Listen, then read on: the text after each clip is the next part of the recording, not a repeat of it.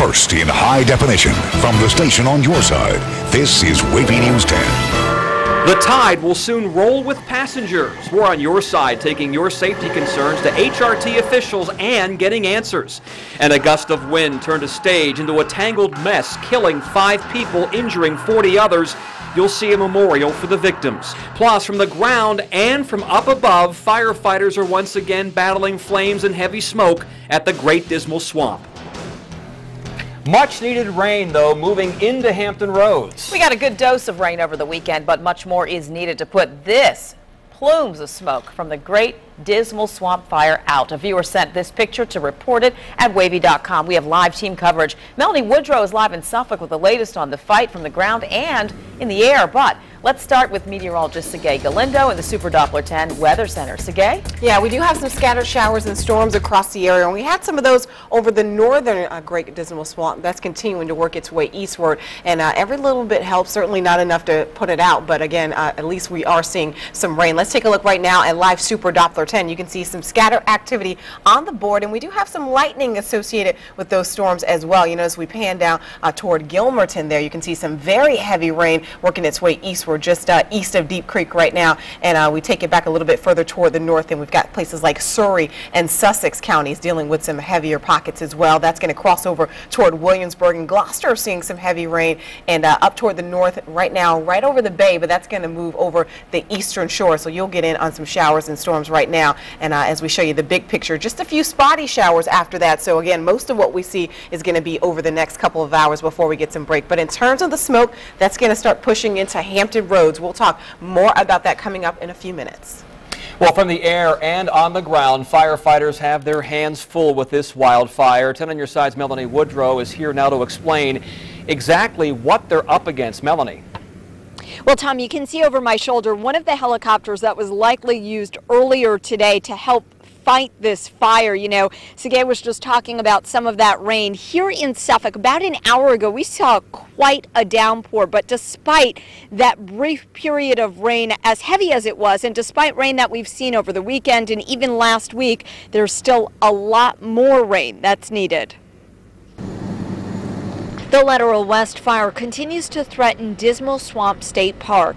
Recent rainfall has been no match for the billowing smoke and blazing swamp. But what I'm hearing here is that it's going to take 5 to 6 inches of rain to really do anything with this fire, to have any effect on it whatsoever. Operations Area Director Terry Harris says what Mother Nature hasn't been able to do, his folks on the ground and in the air are working to accomplish.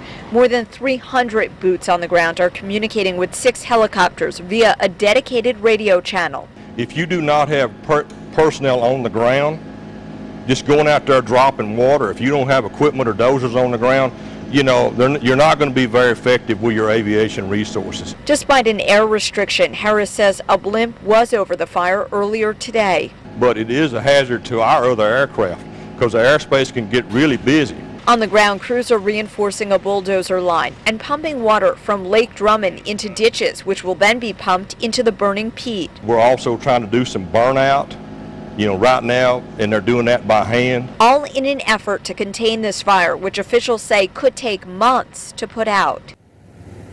And even though right now this fire is only about 10% contained, fire officials are telling me that there is one very big positive that's been happening here since this fire got started. I'll let you know what that positive is coming up tonight, new at 6. For now, reporting live in Suffolk, Melanie Woodrow, 10 on your side. Long battle there in the Great Dismal Swamp. Officials issued a code orange air quality alert. You're looking at the scale right now. It simply means air pollution levels are unhealthy for people with lung disease like asthma, and unhealthy for children too. Safety is on the minds of many as light rail will finally go on track Friday morning. Just last week we told you about this hit and run accident involving a car and a light rail train during a practice run in downtown Norfolk.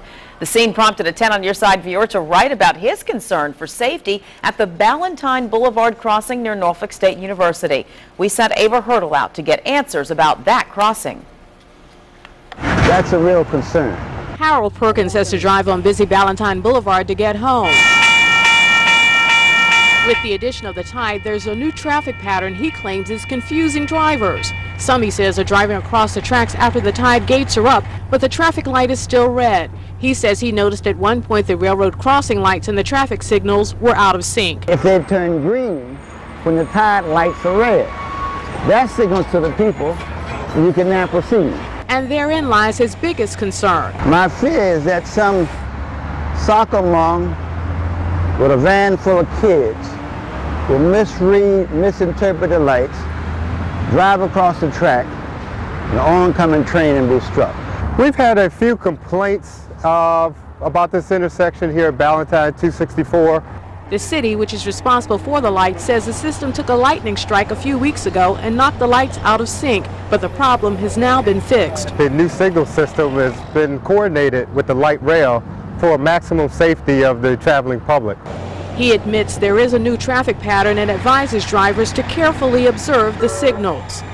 I support the tide. I think it's needed. I'm happy to see it here, but I also want to make sure that it's safe. Now, if you find traffic or signal lights at light rail tracks malfunctioning, report it immediately to this number, 441-5610. That's the Norfolk Police Department's Operations Center.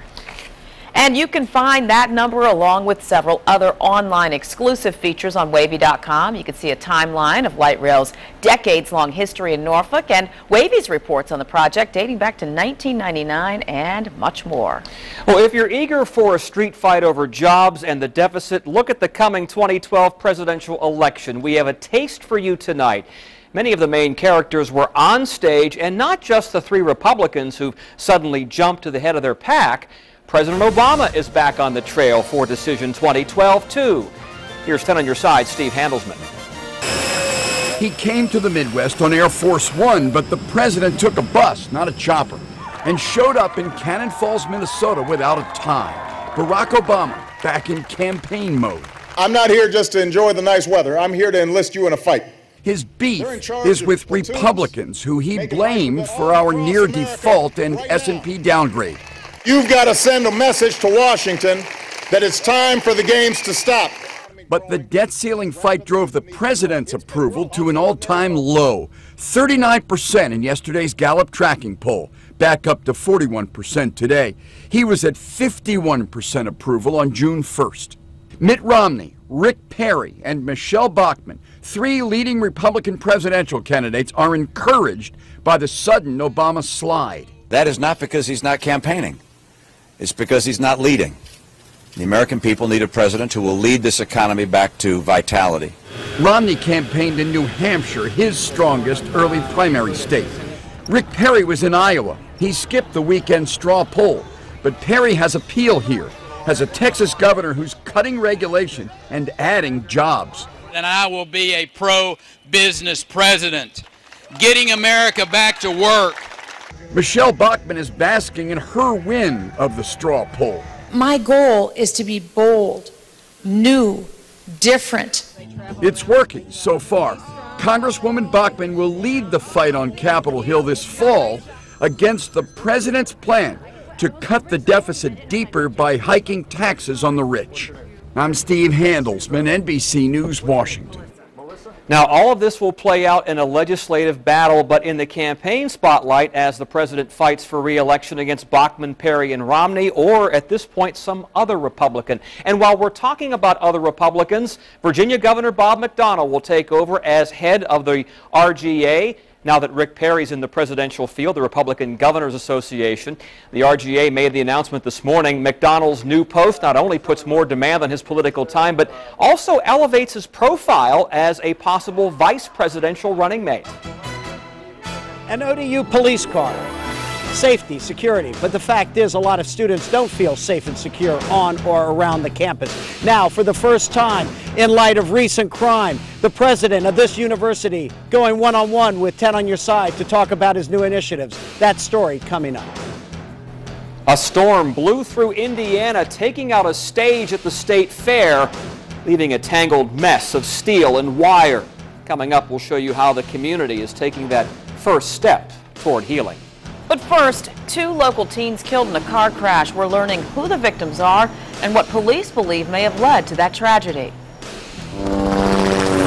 You're watching WAVY News 10 at 5 with Tom Shad. Nicole Libas, and Super Doppler 10 Chief Meteorologist Don Slater.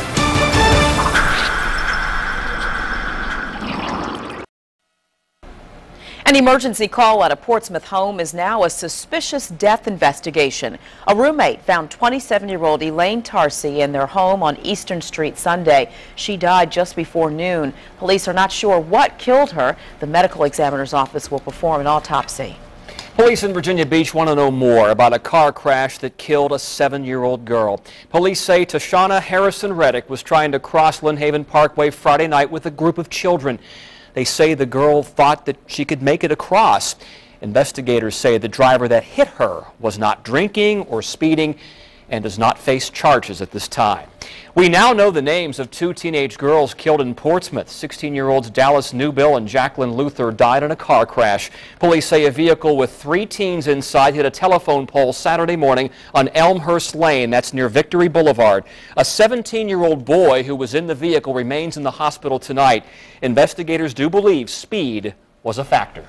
On August 14, 2005, police found a Virginia Beach teen murdered. Today, they are still looking for her killer. Investigators say someone beat 18-year-old Shelley Carson to death just blocks from her Kings Grant home. Shelley's parents say they think someone knows what happened to their daughter, and they want people to come forward. They're asking anyone with information to call the crime line. Signs of normalcy coming back to Tuscaloosa. Remember those deadly tornadoes they tore through the town this past spring? Will take you to the University of Alabama, where students talked about what it's like to return to campus after those storms. But first, blooming trees, a park to play in, but at night you wouldn't want to walk alone in this Norfolk neighborhood. Coming up, the city's $2.5 million plan to fix it.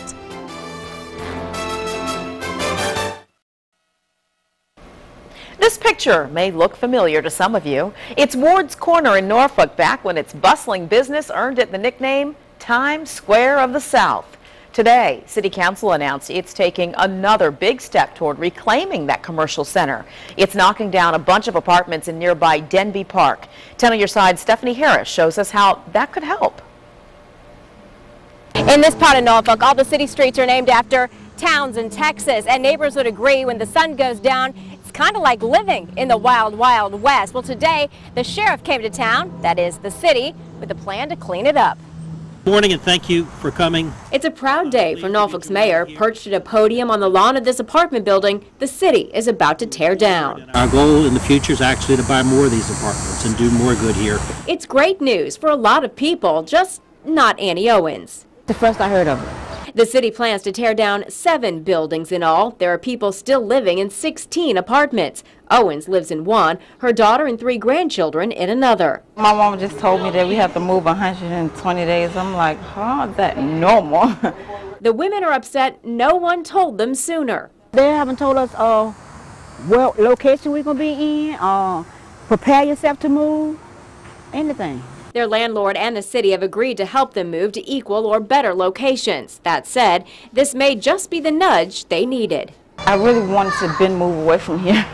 It's actually a blessing. Alexis longs for her children to have a safe place to play. She won't even take them to the neighborhood park during the day, claiming it's a drug den. But will removing a few buildings remove the problem? We asked City Council. Those were the excuses as to why it didn't happen in the past. The excuses are done. We're over it, and it's time to make something happen. The city believes buying here is an investment in the future. Their dream, to build a safe, healthy neighborhood. Annie's, to find a decent place to live. On the waterfront down the beach. The city is set to close on these properties in 4 months. They could have the bulldozers out here by February. Stephanie Harris, 10 on your side. The city will pay just over $2.6 million for the apartment buildings. The buildings likely contain asbestos, so they will conduct a study before tearing them down and creating an open green space for future development. A tornado devastated parts of Tuscaloosa back on April 27th. It was an EF4, one of the strongest. The University of Alabama dismissed classes and many students returned home. But now many of them are back on campus for the first time since that fateful day. But as you can see from this row of cars and people unpacking, the devastation surrounding Tuscaloosa didn't stop students from moving in. Students say they're excited to start classes next Wednesday. Now in Indiana, the state fair has reopened after a weekend disaster.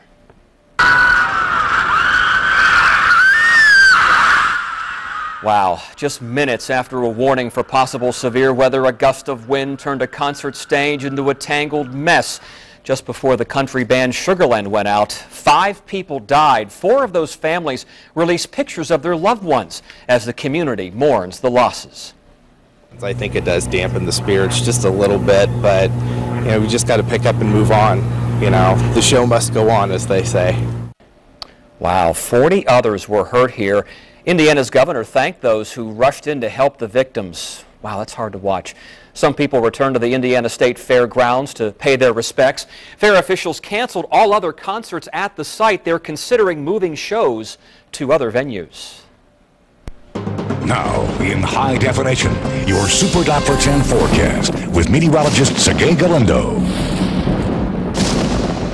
And we're dealing with some scattered showers and storms across the area right now. Nothing extremely widespread, but certainly enough across the area that we're getting a little bit of help out there, especially with the wildfires continuing. And some of that was over the northern Dismal Swamp. That now continues to make its way toward the east. And I think we'll just have about another hour or two of showers and storms. And then after that, chances are going to go pretty low. So let's take a look right now what we have on the radar. You can see, again, 51 lightning strikes on the screen. And we zoom in right now. You can see the north end of Virginia Beach dealing with some heavy pockets from Linwood to Little Haven all the way back over toward Bay Island, seeing some of that heavier rain. And we pan out just a little bit just east of Nearest Corner, east of 64, heading toward Lansdowne, getting in on some heavier pockets. And got a few as well around Hillsdale, just some isolated stuff as you head back toward Suffolk and the Chesapeake. And then we head toward the peninsula just south of Williamsburg, got some heavier pockets there, and as well as south of Gloucester. Matthews dealing with some heavier rain. This is going to continue to track eastward.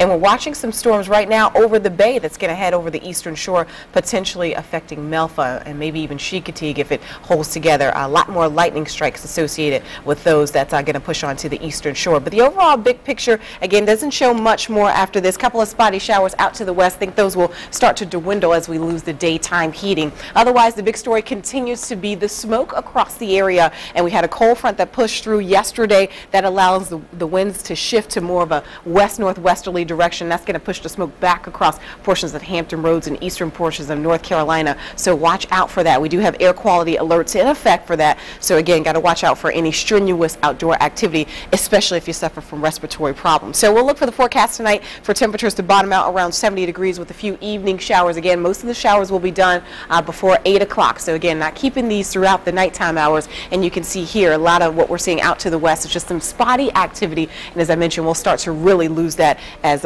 we lose the daytime heating. The overall big picture shows that spin on that big upper level low pressure system that's going to continue to scoot out of the area. So I think by 9 o'clock things will really come to an end in terms of the rainfall. Overnight tonight, mostly clear to partly cloudy, and we'll look for mostly sunny skies for tomorrow. It's going to be a nice day tomorrow, especially with temperatures in the mid 80s, some low 80s right along the coast. We'll begin to pick up a little bit more cloud cover into Tuesday, but even Wednesday temperatures a little bit warmer, but still back in the 80s. So pretty nice for August standards, but unfortunately we're not looking at any rain chances until the end of the week.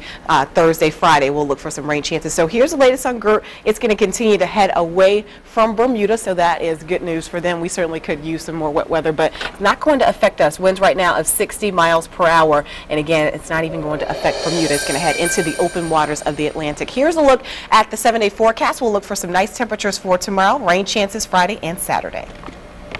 Cold and flu season is right around the corner. We're on your side with details of a new study on a Chinese herbal remedy that might fight the flu better than a prescription. And the financial market may be down, but that means it's time to get up and find some good deals. Coming up at 5:30, we'll show you how to make the most of the struggling economy.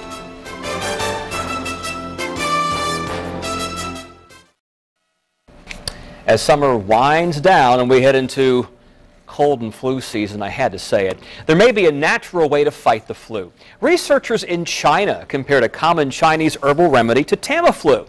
More than 400 adults infected with influenza took either Tamiflu, the herbal remedy, a combination of both, or nothing at all.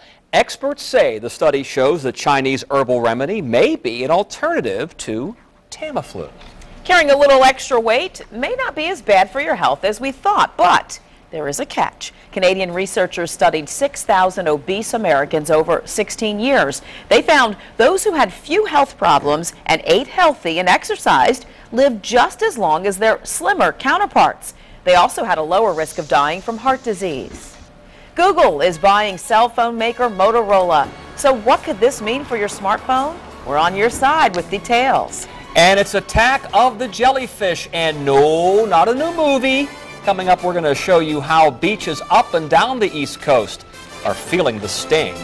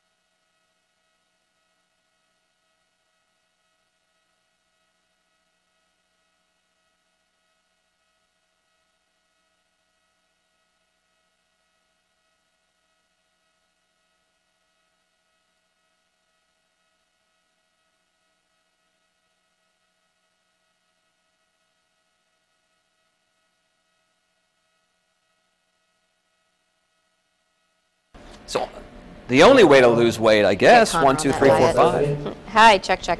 Only one gun.